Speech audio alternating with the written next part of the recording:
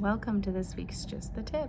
So, I hope that many of you got to go someplace warm, or maybe you're planning a vacation or spring break and wanted to kind of touch base on some tips that we like for travel organization. The first thing that I wanted to recommend were packing cubes. So, similar to containers or bins you'd maybe have in your bathroom, you can use the packing cube as that same strategy.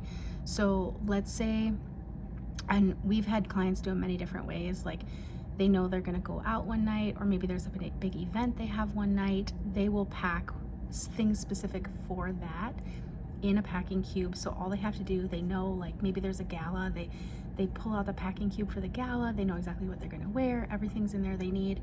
Same thing can go with cosmetics and getting ready. Maybe you've got one that's like getting beach ready versus getting, going out and going dancing or something like that. So we love to use them like that. We've also used them day by day. So often with children, it's like, oh, Monday, Tuesday, Wednesday, Thursday, Friday, like just get in there what they're gonna wear, so I don't have to think about that and pull all that out of the suitcase.